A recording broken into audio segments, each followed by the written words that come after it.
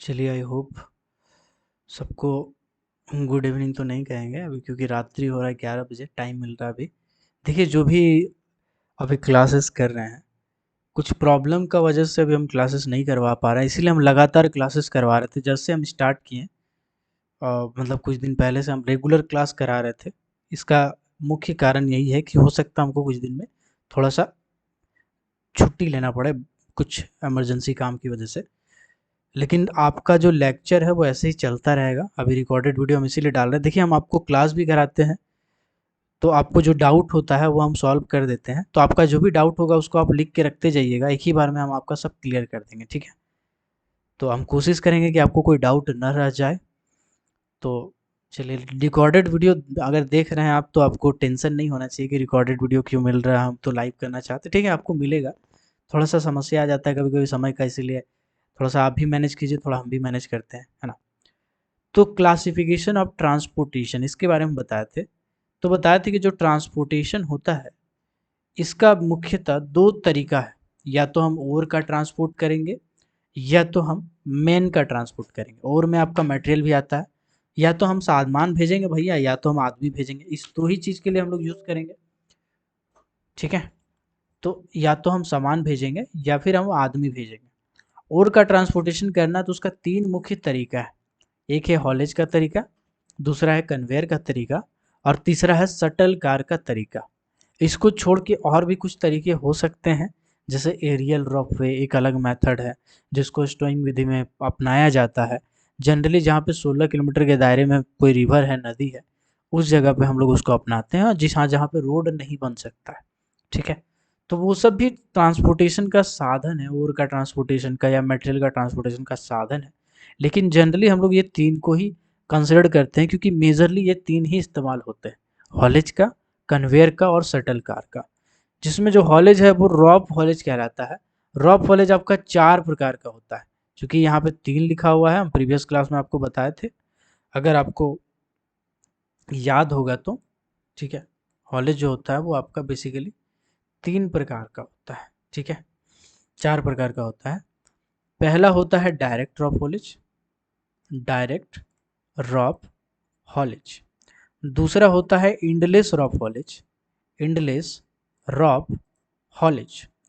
तीसरा होता है main and tail rope haulage, main and tail rope haulage. और चौथा होता है आपका gravity rope haulage, gravity rope haulage. देखिए, चार टाइप का रॉप हॉलेज होता है। Direct rope haulage, endless rope haulage, main and tail rope haulage और ग्रेविटी रॉप हॉलेज। चारों के बारे में आपको एलिमेंट्री आइडिया होना चाहिए, और इस दो के बारे में आपको डिटेल में आइडिया होना चाहिए, ठीक है। तो बाकी जब हम डीजे देशमुख पढ़ाएंगे तो पूरा हॉलेज ही पढ़ाएंगे आपको, तो आपको टेंशन नहीं लेना है। बट सीएमआर के लिए आपको कुछ चीज़ें जानना जरूरी है, उसके लिहाज से मैं पढ़ा रहा हूँ। तो डायरेक्ट रॉप हॉलेज और इंडलेस रॉप हॉलेज क्या क्या होता है समझिएगा। डायरेक्ट रॉप हॉलेज एक ऐसा रॉप हॉलेज होता है जिसमें एक तो ड्रम लगाएं, उसको एक इंजन से फिट किए, ठीक है ना। ये क्या है, ये मान के चलिए कि इंजन है, ये आपका क्या है, ये ड्रम है, किसी भी टाइप का ड्रम हो सकता है। और ड्रम के बाद इसमें हम रस्सा लपेटे, एक छोर आपका ड्रम में ही है, और दूसरा छोर हम क्या करेंगे, टब गाड़ी में अगर हम सटा देंगे, यानी लगा देंगे, अटैच कर देंगे, तो उसको आप क्या कहेंगे, उसको डायरेक्ट ड्रॉप वॉलेज कहेंगे। इसमें क्या होता है, इसमें एक ट्रैक लगा होता है जिसमें आप इसका इस्तेमाल करते हैं। डायरेक्ट ड्रॉप वॉलेज के बारे में प्रीवियस क्लास में भी हम क्लियर किए हुए थे, ठीक है। तो चलिए हम लोग और डिटेल में इसको समझते हैं।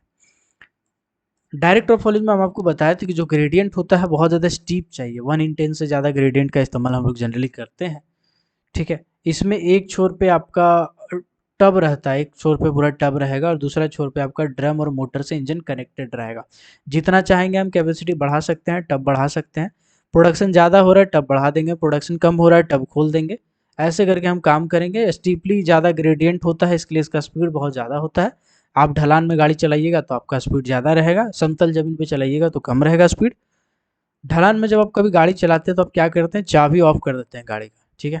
तो चाबी ऑफ करने के कारण क्या होता है, ढलान में क्लच और गियर का क्लच और ब्रेक का मदद से आप आराम से गाड़ी को कंट्रोल कर लेते हैं। वही ऊंचाई रहता है, चढ़ाई रहता है, तो आप क्या करते हैं, एक गियर या दो गियर में गाड़ी को ले आते हैं और फुल एक्सीलेटर से गाड़ी चढ़ाते हैं। यहाँ पर भी बिल्कुल ऐसे ही होगा। डायरेक्ट ड्रॉप हॉलेज में जो हॉलेज सिस्टम है, जब आप उसको ऊपर खींचते हैं तो बहुत ज़्यादा पावर का ज़रूरत पड़ता है, तो इंजन को ऑन करते हैं और फुल पावर से खींचते हैं। लेकिन जब आप नीचे ढलान में आप उसको लोअर करते हैं, तब आपको ब्रेक और क्लच का इस्तेमाल करना है, मोटर को बंद कर देना, आराम से धीरे धीरे चलेगा, ब्रेक क्लच की मदद से आराम से गाड़ी चलेगा। यही वाला इस्तेमाल किया जाता है डायरेक्ट ड्रॉप हॉलेज, जिसमें इलेक्ट्रिसिटी थोड़ा सा कम लगता है। तो ये सब कुछ बेनिफिट है इसका, कि जहाँ तक चाहे हम बढ़ा सकते हैं पटरी को, जितना चाहे हम कैपेसिटी को बढ़ा सकते हैं। ज़्यादा ग्रेडियंट होता है तो स्पीड ज़्यादा होता है, ज़्यादा प्रोडक्शन होगा, जल्दी जल्दी होगा। एक ही उसके नीचे जाने के लिए हमको इलेक्ट्रिसिटी का ज़रूरत नहीं पड़ता है, तो इलेक्ट्रिसिटी का खपत कम होता है। घाटा क्या है? घाटा है कि इसका इंजन पे बहुत ज़्यादा जोर पड़ता है जब आप खींचा जाता है डायरेक्ट हॉलेज को। इसके बाद घाटा ये है कि इसमें बहुत ज़्यादा स्पीड है, स्पीड के कारण पार्ट पुर्जा बहुत जल्दी ढीला हो जाता है, तो आपको बहुत ज़्यादा इसमें मरम्मत पे खर्चा करना पड़ता है। स्पीड के कारण दुर्घटना भी ज़्यादा होता है, ये एक मेजर काउज़ है इसका। तो ये सब कुछ कारण है। अब आते हैं इंडलेस रॉक कॉलेज में। इंडलेस रॉक कॉलेज क्या होता है, इसको आप समझिएगा, ठीक है। इंडलेस रॉक कॉलेज में मान लीजिए एक ट्रैक है, ठीक। ये आपका क्या है? ये एक ट्रैक है, ओके। चलिए, यही जो ट्रैक रहेगा, यही ट्रैक को थोड़ा सा घुमा के अलग गैलरी से हम जनरली ले जाते हैं, ठीक है। या तो ये सिस्टम रहेगा कि एक ही ट्रैक में ही पूरा पूरी अटैच है आपका, या तो दो सिस्टम रहेगा। दोनों आपको समझाते हैं। इसके ऊपर में मान लीजिए टब गाड़ी है, ठीक है। इसके ऊपर में क्या है? टब गाड़ी, ओके। टब गाड़ी के बाद फिर एक रस्सा का टुकड़ा रहेगा, फिर आपका यही रस्सा का टुकड़ा से दूसरा टब गाड़ी भी अटैच रहेगा, है ना। दूसरा टब गाड़ी भी इसी से अटैच रहेगा। तो इससे क्या होगा, ये जो दोनों रस्सा है, इसको हम लोग एक क्लिफ्टन पुली से अटैच करेंगे, ठीक है। क्लिफ्टन पुली यानी कि एक पुली टाइप का पुली रहेगा, इसमें से इस रस्सा को हम क्रॉस करेंगे। तो इस पर्टिकुलर पोर्शन में एक पुली रहता है, ठीक है। और उस पुली से क्या होता है, रस्सा ऐसे गुजरता है, ठीक है। और इस पुली से क्या होता है, इंजन अटैच रहता है। क्या अटैच रहता है? इंजन अटैच रहता है। समझ में नहीं आएगा, फिगर का थोड़ा दिक्कत है, बट इसको समझिए कि दो ठो टब जब एक ही रस्सा से अटैच रहे और उसका कोई इंड ना हो, रस्सा का कोई इंड ना हो, छोर ना हो, तो उसको आप कहेंगे कि ये इंडलेस पुली। आप इसमें बता सकते हैं कि इसका इंड कहाँ है? डायरेक्ट ड्रॉप कॉलेज में तो आप बता सकते थे कि जो टब गाड़ी है लास्ट वाला, ये इसका लास्ट छोर है, इसमें पहलवान लगा हुआ है। लेकिन यहाँ पे आप नहीं बता सकते हैं। कारण क्या है ऐसा? कारण ये है क्योंकि ये इंडलेस इसलिए है क्योंकि रस्सा इसमें कहीं भी एक दूसरे से खुला हुआ नहीं है, बल्कि पूरी तरह से जुड़ा हुआ है, पैक है, एक लूप बना रहा है। एक क्या बना रहा है? लूप बना रहा है। इसीलिए हम लोग इसको क्या कहते हैं? Endless rough college.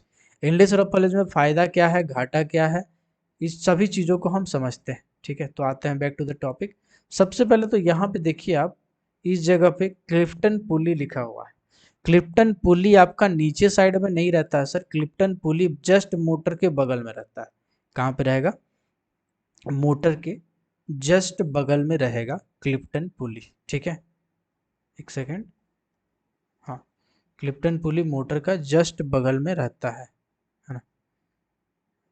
एक सेकेंड, माइक्रोसॉफ्ट का वाइट बोर्ड का भी इस्तेमाल अगर हम कर सकते हैं तो कर लेते हैं, ठीक है।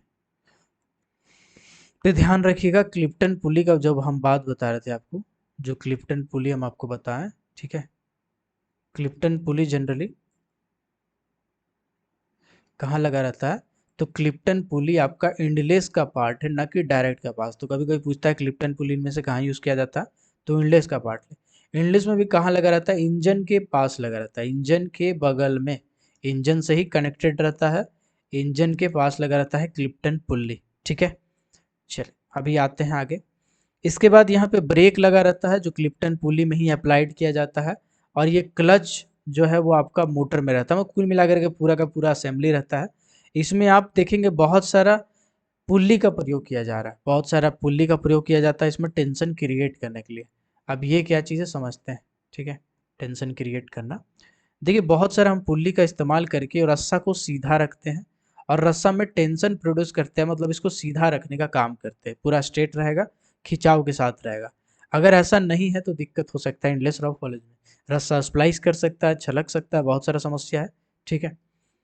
इनलेस रॉक फॉलेज में आपका कहीं भी रस्सा का एंड नहीं रहता, एक तरफ लोडेड टब रहेगा, दूसरा तरफ एम्प्टी टब रहेगा।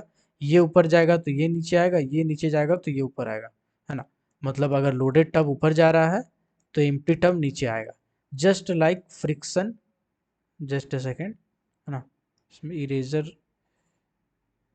को सेलेक्ट करते हैं। चलिए, तो just like friction winding. Friction winding क्या होता है, उसमें कैसे काम होता है, इसके बारे में भी समझाते हैं आपको। देखिए, ठीक।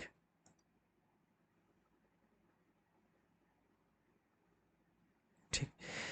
फ्रिक्शन वाइंडिंग में आप देख रहे थे केज रहता था, उस केज का दो ठो रस्सा, मतलब एक रस्सा से दो केज कनेक्टेड था। बिल्कुल यहाँ पर भी ऐसा ही है। एक जो रस्सा है, इससे दो सेट ऑफ टब कनेक्टेड, एक एम्प्टी वाला एक लोडेड वाला, इसलिए इसको इंडलेस रॉक पॉलिश कहते हैं। इंडलेस रॉक पॉलिश का क्या कुछ खासियत है, कहा गया है कि 1/12 से कम ग्रेडियंट में हम लोग इसका इस्तेमाल करते हैं। ये माइल्ड ग्रेडियंट होना चाहिए, बहुत ज़्यादा तीखा ग्रेडियंट में आप इसका इस्तेमाल नहीं कर सकते इंडलेस रॉक पॉलिश का। इसमें अगल बगल में दो पैरेलल ट्रैक भी लगाना पड़ता है, ठीक है।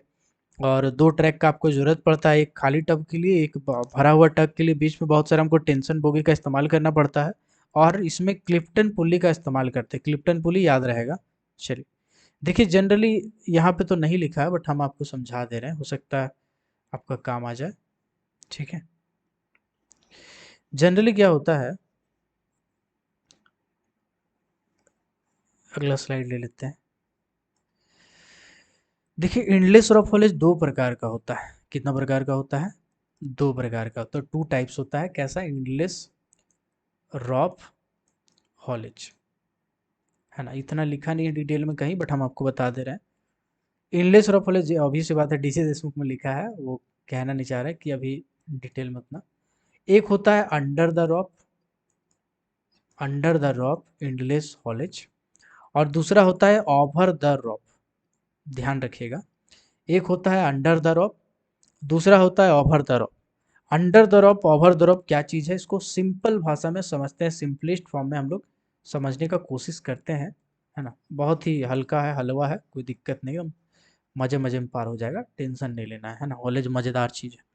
जैसे एक पटरी है, ठीक, एक ट्रैक है पूरा, है ना। इस ट्रैक में हम क्या किए, एक टब गाड़ी को खड़ा किए। ये रहा आपका टब गाड़ी। अब इस टब गाड़ी में रस्सा अगर हम नीचे से पार किया हुआ है, यानी इस रस्सा यहाँ पे अटैच है और नीचे से पार किया हुआ है, ठीक है। यानी टब गाड़ी का हाइट मान के चलते हैं, ऐसा मान लेते हैं हम कि 1.2 मीटर है, ठीक है। तो ये 1.2 मीटर के नीचे से ही अगर रस्सा गया हुआ है पूरा पैरेलल, तो इसको हम लोग क्या कहेंगे, under the rock. Under the rock endless rock haulage, क्या कहेंगे sir? Under the rock endless rock haulage. तो फिर अंडर द रॉक ये है, तो फिर ओवर द रॉक क्या चीज़ है, इसको भी हम लोग समझते हैं, कोई नहीं, मजे मजे में। मान के चलिए कि जो टब गाड़ी का हाइट है वो कितना है, 1.2 मीटर। कितना है सर, है ना। एक बार फिर से इसको बनाते हैं, 1.2 मीटर हाइट है। और यहाँ से क्या है, एक रस्सा पार हुआ है ऊपर से, और इसमें से हम क्या करते हैं, एक चेन लगा के, एक लिंक लगा के इसको अटैच करते हैं एक रस्सा से। तब इसको हम क्या कहते हैं, इसको कहते हैं ओवर द रॉक। इसको हम क्या कहेंगे, over the rock endless rock haulage, endless rock haulage, ठीक है। चलिए, तो ये जो चेन का आप इस्तेमाल कर रहे हैं सर, इस चेन का एक स्पेशल नाम है, उस नाम है लेजिंग चेन। क्या कहते हैं इसको? लेजिंग चेन कहते हैं। लेजिंग चेन कहाँ यूज होता है? Over the rope endless rope haulage में यूज होता है। कभी कभी पूछ देता है कि लेजिंग चेन किससे संबंधित है, चार गो ऑप्शन दे देगा, आप कंफ्यूज आ जाएंगे। तो लेजिंग चेन जो है वो over the rope endless rope haulage से संबंधित है। ओवर द रॉप का क्या मतलब है, जो आपका टब गाड़ी का हाइट होता है उसके ऊपर से अगर रस्सा पार हो रहा है, उसमें से कोई चेन लगा के अटैच किए हैं, उसको हम ओवर द रॉप सिस्टम कहते हैं, ठीक है। समझ गए आप? चलिए आगे बढ़ते हैं। तो मेन इंडलेस रॉक कॉलेज का फायदा क्या है, घाटा क्या है? फायदा तो यह है भैया, धीरे धीरे चलता है, दुर्घटना की समस्या नहीं है, टब गाड़ी जल्दी नहीं पलटता है ना। टब का फेलियर नहीं होता है जल्दी, एक बार में बहुत सारा टब अटैच रहता है तो बहुत जल्दी जल्दी काम होता है ना। तो ये सब कुछ फायदा है। माइल्ड ग्रेडियंट रहेगा तो हम इस्तेमाल कर सकते हैं, है ना। 1/12 के आसपास ग्रेडियंट रहेगा तो हम इस्तेमाल कर सकते हैं। यहाँ पे एक चीज को समझिएगा, 1/10 ग्रेडियंट का मतलब क्या चीज है समझिएगा। 1/10, 1/11, 1/12, 1/13। अगर हम पूछेंगे कि सबसे ज्यादा इंक्लाइनेशन किसका है, इंक्लाइनेशन सबसे ज्यादा किसका है, कौन सा वाला ऐसा ग्रेडियंट है जो सबसे तीखा है, सबसे कठिन है, सबसे ज्यादा एंगल बनाएगा, समझिए सबसे ज्यादा एंगल बनाएगा, तो वो आपका हो जाएगा 1/10। 1/10 सबसे ज्यादा तीखा होगा, यानी स्टीपली ग्रेडियंट होगा, सबसे ज्यादा स्टीप अगर कोई होगा तो भैया 1/10 होगा। तो फिर 1/11 क्या चीज है, 1/11 जो है वो इससे थोड़ा सा कम है, 1/12 वो इससे थोड़ा सा कम है, तो इसको हम लोग कहते हैं माइल्ड ग्रेडियंट। इसको क्या कहते हैं, माइल्ड ग्रेडियंट कहते हैं। तो 1/12 से कम अगर ग्रेडियंट रहेगा तो उस कंडीशन में हम लोग इंडलेस रॉफॉलिज का इस्तेमाल करते हैं। ठीक है, आई होप आप पॉइंट कुछ पकड़ लिए होंगे। चलिए, इंडलेस रॉफॉलिज का घाटा क्या है, घाटा है कि भैया ये पूरा पूरी रास्ता फिक्स रहता है ना। एक दो को पॉइंट और बता देते हैं आपको, डीजे देशमुख साहब में आप पढ़ेंगे इन फ्यूचर। देखिए इंडलेस रॉफॉलिज का जो जनरली पूरा पूरी रास्ता होता है ना, एक सेकेंड यहाँ शायद नहीं बन पा रहा है, जो पूरा पूरी रास्ता होता है इंडलेस रॉफॉलिज का, वो लगभग 600 मीटर का रहता है। ठीक है, कितना मीटर का रहता है, 600 मीटर का रहता है एक एवरेज। इससे ज़्यादा है तो आपको थोड़ा सा ज़्यादा दिक्कत हो जाएगा, क्योंकि बहुत ज़्यादा आपको धीरे चलाना पड़ेगा, प्रोडक्शन लॉस होगा। और अगर इससे कम है तो उस कंडीशन में उसका जो स्पीड है उस पर आपका बहुत ज़्यादा अच्छा नियंत्रण नहीं रहेगा। इसी के लिए एक एवरेज माना गया है कि 600 मीटर अगर एक इंडलेस रॉक कॉलेज में डायमेंशन है, एक पूरा पूरी सर्कल बना रहा है, लूप बना रहा है, लूप का लंबाई 600 मीटर है, तो वो आपके लिए बेस्ट सूटेबल माना जाता है इंडलेस रॉक कॉलेज के लिए। ठीक है, ये सब आप डीजे देशमुख में धीरे धीरे पढ़ेंगे। अब आते हैं main and tail rock college. तो main and tail rock college क्या चीज़ है इसको समझिएगा। ठीक है, इसको आप समझिएगा, यहाँ पे देखिएगा, एक सेकेंड, सॉरी, इसको हमको थोड़ा जूम कर लेते हैं, एक मिनट। इस फोटो को एक बार गौर से थोड़ा सा देखिए आप, लोडेड डायरेक्शन किधर है और एम्प्टी डायरेक्शन किधर है, और यहाँ पे दिखाइएगा लिखा हुआ two drum which each other drum independently powered and brake. समझाते हैं इसको, एक बार देखिए गौर से।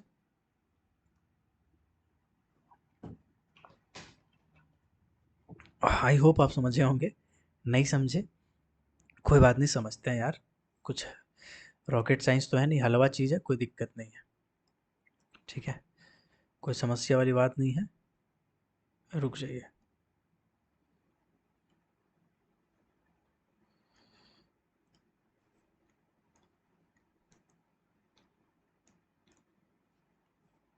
रुक, तो रुक जाइए एक मिनट, थोड़ा सा हमको मिटा लेने दीजिए, स्क्रीन का सत्यानाश कर दिए हम, ठहर जाइए एक मिनट।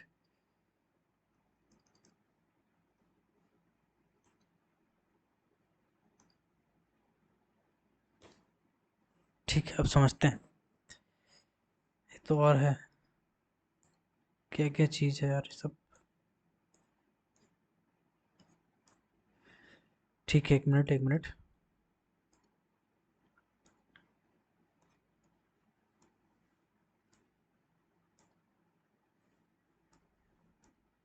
ठीक, चलो, और इसका हमको माइक्रोसॉफ्ट का नोटपैड की जगह वन पैड लेना पड़ेगा, और समझ गए। तो हम आपको बता रहे थे main and tail of haulage, कभी कभी थोड़ा समय लगता है समझने में। क्या बता रहे थे, main and tail of college.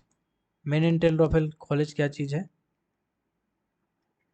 हाँ, main and tail rope haulage. ठीक है, main and tail rope haulage क्या चीज़ है, ठीक है, समझाते हैं। ये है टब गाड़ी, ठीक है।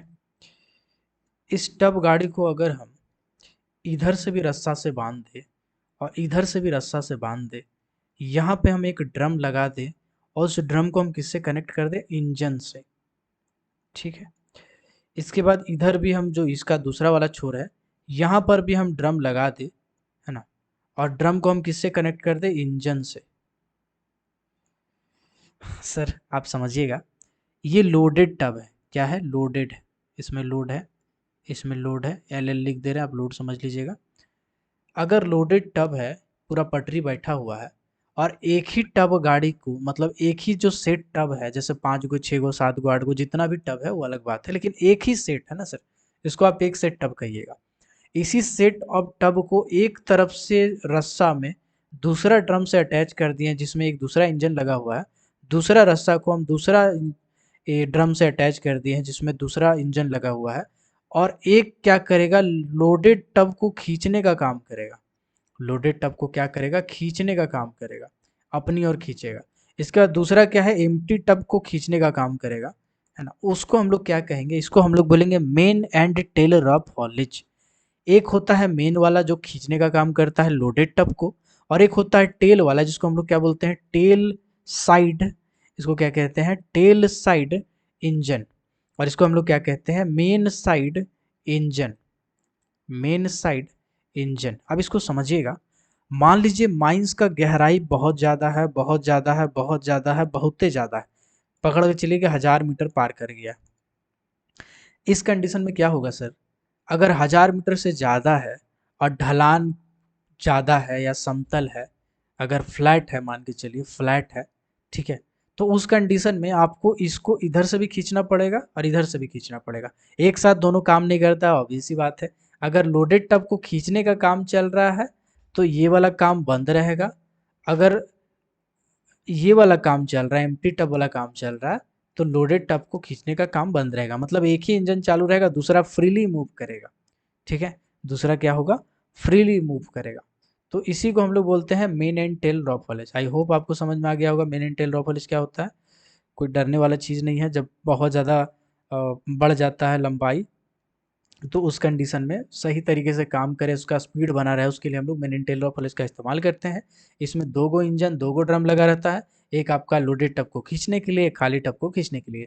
जब कभी भी बहुत ज़्यादा लंबा रास्ता हो जाता है तब हम लोग यूज़ करते हैं इसको, जनरली हम लोग फ्लैट सिम में इस्तेमाल करते हैं।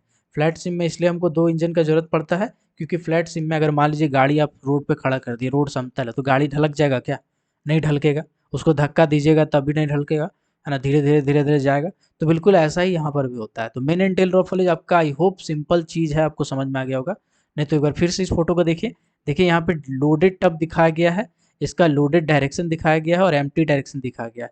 दोनों यहाँ पे एक साथ आपको दिखा रहा है 2 ड्रम, लेकिन यहाँ पे देखिए लिखा हुआ है 2 drum which each other independently powered and brake, दोनों जो ड्रम है वो अलग अलग है। ये सब तो बाकी टेंशन क्रिएट करने के लिए पुल ही दिया गया है। आई होप जो main and tail rope haulage है वो आप समझ गए होंगे, नहीं समझे तो वीडियो को फॉरवर्ड बैकवर्ड करके फिर से देखिए। अब आते हैं ग्रेविटी ड्रॉप हॉलेज, ये क्या चीज़ है इसको समझते हैं, ठीक है। इसका फोटो वगैरह कहीं दिया नहीं है, बट हम आपको समझाते हैं, कोई दिक्कत नहीं। एक टर्म होता है ऑडिट, ठीक है, ऑडिट क्या चीज़ है समझते हैं। इससे पहले एक टर्म होता है इन क्रॉप और आउट क्रॉप, ये दोनों चीज़ को हम समझते हैं। मान लीजिए ये मेरा सरफेस है, ठीक है, क्या है सर, ये मेरा सरफेस है, इस सरफेस को फाड़ के कोई मिनरल बाहर आया, ये लाल वाला जो आप देख रहे हैं क्या है, मिनरल है, ठीक है, और हम यहाँ से पार हो रहे थे, है ना, रास्ते से जा रहा था, भेलपूरी खा रहा था, आगे नहीं बोलेंगे। तो आप जब ये इसको देखें तो आपको देख के पता चला, अरे देखो कोयला, अरे देखो हीरा, अरे देखो सोना, मतलब साफ साफ आपको दिखाई दे रहा है कि देखो सोना है, देखो चांदी है, देखो हीरा का और है, देखो हेमेटाइट है, देखो मैग्नेटाइट है, साफ साफ दिखाई दे रहा है, आपको हाथ लगाने की जरूरत नहीं। तो इसको आप क्या कहेंगे, इसको कहेंगे आउट क्रॉप। इसको क्या कहेंगे, इसको कहेंगे आउट क्रॉप है ये, ठीक है। अभी आप सोचिए, एक लंबा टाइम हो गया और उसके बाद इसके ऊपर में एक परत जम गया मिट्टी का, इसके ऊपर में जो पीला पीला है मिट्टी का परत है जम गया, ठीक है। अब इसके ऊपर से कभी मान लीजिए आप गुजर रहे थे, है ना, गुजर रहे थे लोहा का लाठी लेके, और लोहा का लाठी लेके मतलब लोहा का डंडा लेके गुजर रहे थे, और लोहा का डंडा बार बार इसमें चिपक जा रहा था। तो आप इसको खोद के देखें तो देखिए अंदर में मैग्नेटाइट का ओर है। मैग्नेटाइट का प्रॉपर्टी होता है कि वो आयरन की तरफ अट्रैक्ट होता है, ठीक है। एक ये आयरन का ओर है ना, तो आयरन की ओर अट्रैक्ट होता है, तो उसके कारण ये खिंचा रहा था, जिससे आपको पता चला कि जमीन के नीचे जरूर कुछ ना कुछ है। तो आप इसको जब खोद के देखें तो देखिए कि भैया इसके अंदर में मिनरल है। क्या है? मिनरल है। तो आप इसको क्या कहेंगे? इनक्रॉप कहेंगे। इनक्रॉप इसलिए कहेंगे क्योंकि ये था आउटक्रॉप ही, लेकिन उसके ऊपर में मिट्टी जम गया परत, जिसके कारण इसको हम लोग इनक्रॉप कहेंगे। तो अब ऑडिट क्या होता है इसको समझते हैं। कभी भी अगर कहीं पे इनक्रॉप हो या आउटक्रॉप निकला हुआ हो कोई पहाड़ में, तो ऊंचा जगह पे अगर आपको जाना होता है तो उसके लिए आप एक इंक्लाइन रास्ता बनाते हुए जाते हैं, ठीक है। इंक्लाइन रास्ता बनाते हुए आप उस पर्टिकुलर मिनरल तक पहुंचते हैं। तो मिनरल तक जब आप पहुंचते हैं तो इसी रास्ते को कहा जाता है ऑडिट। क्या कहते हैं हम? ऑडिट कहते हैं, ठीक है ना। तो आई होप आप समझ गए होंगे कि ऑडिट क्या चीज़ है। चलिए, तो हम बता रहे थे ग्रेविटी लॉ ऑफ फॉलेज के बारे में। तो ग्रेविटी लॉ ऑफ फॉलेज क्या चीज़ है ना। ग्रेविटी लॉ ऑफ फॉलेज ऑडिट में इस्तेमाल किया जाता है, ठीक है। ग्रेविटी लॉ ऑफ फॉलेज को कहाँ इस्तेमाल करते हैं? ऑडिट में। अगर पहाड़ी जगह है वहाँ से दो ठो पटरी बिछाया जाएगा, ठीक है। उसमें भी कहीं पे एक जगह होगा जहाँ पे समतल जमीन होगा, ठीक है। और इसको क्या करते हैं हम लोग? एक ठो ड्रम से जोड़ देते हैं। ड्रम में लगा हुआ है और इसमें आप ब्रेक लगा दिए हैं, क्लच लगा दिए हैं, ठीक है। ये सब लगा है। इसमें इंजन है क्या? इंजन नहीं है। आपको इंजन का ज़रूरत ही नहीं है। क्यों नहीं है सर? इंजन का ज़रूरत, बिना इंजन का कैसे चलेगा? कैसे होगा? होगा, एकदम होगा। मान लीजिए ये आपका टब गाड़ी है, ठीक है। और दूसरा साइड में इधर भी आपका टब गाड़ी है। इसको हम दूसरा कलर से कर दे रहे हैं। ये आपका इधर भी टब गाड़ी है, ठीक है। तो आप मान के चलिए कि ब्लैक वाला जो है ये भरा हुआ है, इसको हम लोडेड लोडेड लोडेड लिख दे रहे हैं। और इधर वाला क्या है? खाली है, एम्प्टी एम्प्टी एम्प्टी लिख दे रहे हैं। तो इसके कारण क्या होगा? लोडेड टब का वजन ज़्यादा होगा, इसके कारण ये ऑटोमेटिकली ढलक के, दोनों का दोनों एक ही रास्ता से कनेक्ट रहेगा, तो ये ऑटोमेटिकली ढलक के नीचे चला जाएगा। और नीचे में भी पटरी को ज्वाइंट किया जाएगा एक समतल जमीन से, और वहाँ पे जाके रुक जाएगा। टब गाड़ी क्या होगा? वहाँ पे जाके ठहर जाएगा। और वहाँ पे लोडिंग अनलोडिंग का काम स्टार्ट होगा। मतलब ये जो लोडेड टब है इसको खाली कर लिया जाएगा, और खाली करने के बाद जब तक ये खाली होगा, ये भी तो उससे कनेक्ट है ना सर। जो दूसरा वाला एम्प्टी टब है ये भी तो उसी रास्ता से कनेक्टेड है। तो लोडेड वाला अगर नीचे जाएगा तो एम्प्टी वाला अलग, ऑब्वियस सी बात है, ऊपर जाएगा, क्योंकि ये खाली टब है, इसका वजन कम है तो ऊपर चला जाएगा। तो जब ये ऊपर जाएगा तो इसमें लोड होगा मटेरियल, जब ये नीचे जाएगा तो इसमें मटेरियल खाली होगा। तो ऐसे ही वाइस वर्सा काम होता है, इसीलिए हम लोग इसको कहते हैं ग्रेविटी हॉलेज। ग्रेविटी हॉलेज में आपको कोई इंजन का दरकार नहीं है, सिर्फ ब्रेक क्लच का मदद से आप आराम से काम कर सकते हैं, ठीक है। आई होप समझ रहे होंगे आप। चलिए आगे बढ़ते हैं। तो देन आपका टाइप ऑफ टब खत्म हो गया कॉलेज का। अब हम लोग आते हैं डीजल लोकोमोटिव के ऊपर में। देखो ये सब कुछ ऐसे टब है, कॉलेज वाले कुछ ऐसा मटेरियल है जिसके बारे में आपको हम पढ़ाएंगे नहीं, जब डीजे 10 में पढ़ाएंगे तब पढ़ाएंगे उसी के किताब से। अभी हम एक आइडिया दे देते हैं आपको। देखिए माइंस में बहुत सारा टाइप का डीजल लोकोमोटिव का इस्तेमाल किया जाता है। डीजल लोकोमोटिव आपका दो टाइप का, तीन टाइप का, चार सिलेंडर वाला होता है। इग्निशन होता है, जैसे आपको हम मोटा मोटी समझा देते हैं, हल्का सा आइडिया दे देते हैं, ठीक है। अगर आप पढ़े होंगे मैकेनिकल तो उसमें आप पढ़े होंगे टू स्ट्रोक इंजन और फोर स्ट्रोक इंजन। इसमें आप पढ़े होंगे कि टू स्ट्रोक वाला जो होता है वो बाइक में होता है, फोर स्ट्रोक वाला जो होता है कार में होता है। टू स्ट्रोक में आपका इग्निशन होता है, ठीक है ना। और पेट्रोल इसमें इस्तेमाल होता है, ये डीजल इंजन भी कहते हैं कार वाला को। जनरली कार में भी पेट्रोल का इस्तेमाल हो सकता है। फोर स्ट्रोक वाला का पावर ज़्यादा होता है, टू स्ट्रोक वाला का पावर कम होता है। ऐसे कर करके आप पढ़े होंगे। तो यहाँ पर भी जो डीजल लोकोमोटिव है वो आपका 2, 3, 4 सिलेंडर दो सभी टाइप में आते हैं। इसका कैपेसिटी होता है 3 से 15 टन। 3 से 15 टन का इस्तेमाल कर सकते हैं आप। 6 सिलेंडर वाला भी आता है, हेवी वाला, है ना। डीजल लोकोमोटिव का अगर आप फोटो देखेंगे तो कुछ इस टाइप का दिखता है, ठीक है। इसमें यहाँ पे देखिए आदमी बैठा हुआ है ना। तो ये आदमी क्या करेगा सर? ये गाड़ी को चलाने का काम करेगा, ठीक। इसके आगे में देखिए टब गाड़ी है जिसमें से कोयला ढोने का काम कर रहा है। तो डीजल लोकोमोटिव आपका डीजल से चलता है, इसके लिए आपको डीजल रखना पड़ता है माइंस में। दूसरा है इलेक्ट्रिक बैटरी लोकोमोटिव, जिसका बहुत ज़्यादा इस्तेमाल किया जा रहा है। डीसी इलेक्ट्रिक सप्लाई चलता है। एक होता है एसी, जिसको अल्टरनेटिंग करंट कहते हैं। एक होता है डीसी, जिसको डायरेक्ट करंट कहते हैं। एसी वाला को छुइएगा झटका मारेगा, हाथ हिला देगा। डीसी वाला को छुइएगा झटका नहीं मारेगा, हल्का फुल्का झिनझिनाएगा हाथ। ठीक है। घर का जो बैटरी है वो डीसी से कनेक्टेड रहता है, और जो घर का जो लाइन है, जो ट्रांसफार्मर से खूटा से तार जोड़ के लाया है, वो आपका एसी से कनेक्टेड रहता है। ठीक है। तो ये आपका इलेक्ट्रिक वाला डीसी से चलता है। इलेक्ट्रिक वाला बहुत ज़्यादा सफल नहीं रहा है अभी, क्योंकि माइंस के अंदर में इलेक्ट्रिक वाला सब स्टेशन बनाना पड़ता है चार्जिंग के लिए।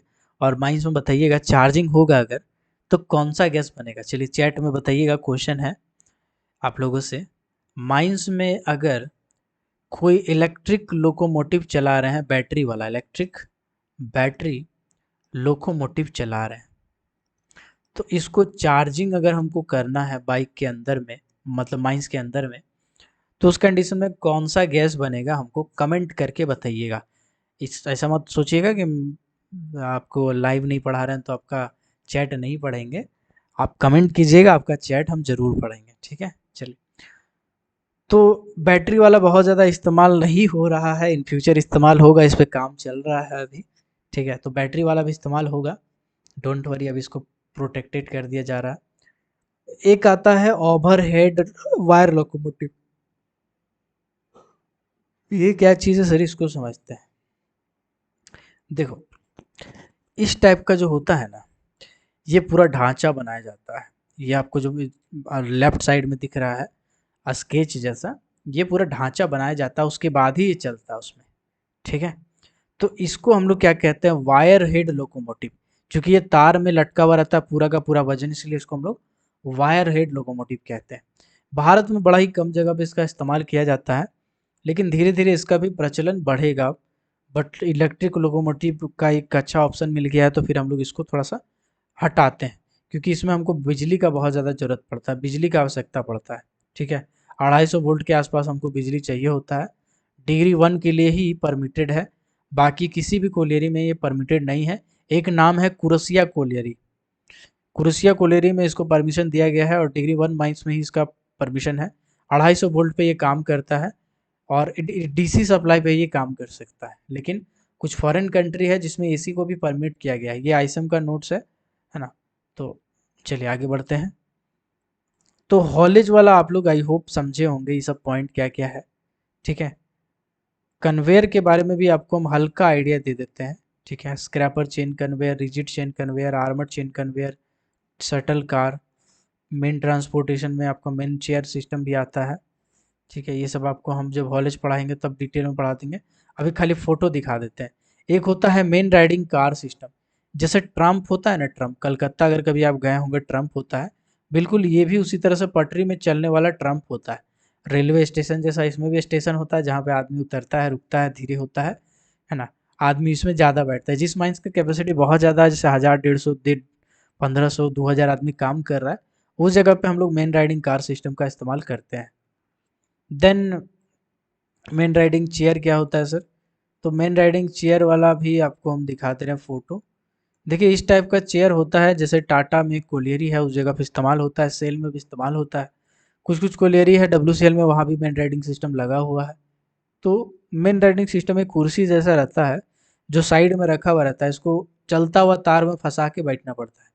डायमेंशन इसका यहाँ पर दिया हुआ, आप देखिए कुछ इस तरह से हम लोग लगाते हैं। ये इंडलेस रॉप होता है, ऊपर में एक रस्सा जो देख रहे हैं आप, ये इंडलेस रस्सा होता है, उसमें खाली टांग के बैठ जाना और धीरे धीरे ये चलता रहेगा। ठीक है। ये सब के बारे में, सबके बारे में डिटेल में डीजे देशमुख को पढ़ाएंगे, अभी खाली आइडिया दे दे रहे हैं और रेगुलेशन पढ़ाना है इसके लिए। ठीक है। देन यहाँ पे आप देख सकते हैं ये क्या है, ये शटल कार है। ठीक है। ये शटल कार है, कुछ इस टाइप का रहता है ना। इसके आगे केबिन रहता है, इसमें पूरा कोयला रहता है। ठीक है। शटल कार में पूरा का पूरा कोयला रखने का रहता है। आर्मर्ड चेन कन्वेयर आपका लॉन्गवाल में यूज होता है। लॉन्गवाल में जैसे जैसे शेयरर कोयला को काटता है, वैसे वैसे वो चेन में गिरता है, और चेन उसको एक जगह से दूसरे जगह लेके जाता है। तो ये आपका आर्मर्ड चेन कन्वेयर है। ठीक है। डबल ड्रम, सिंगल ड्रम सब समझाएंगे, डोंट वरी, एकदम टेंशन नहीं लेना। अभी हल्का खाली आपको आइडिया दे रहे हैं, एकदम घबराना नहीं। आज स्क्रैपर चेन कन्वेयर क्या होता है सर, चलिए हम आपको समझा देते हैं। एक चीज़ हम जो प्रीवियस क्लास में बताए थे आपको। ठीक है, एक मिनट। हम फिर से एक नया टैब ओपन कर लेते हैं। देखिए, जो कन्वेयर है इसको सुविधा के दृष्टिकोण से 3 भाग में कैटेगराइज किया जाता है। ऐसे कहिएगा कि इसका बेल्ट कन्वेयर है, रोलर है, तो ये अलग-अलग टाइप है। मैकेनिज्म फीड के हिसाब से अलग टाइप होता है, सुविधा के हिसाब से किस जगह पे लगाया जा रहा है, अकॉर्डिंग टू प्लेस। ठीक है, अकॉर्डिंग टू प्लेस हम लोग इसको कन्वेयर को 3 भाग में डिवाइड करते हैं।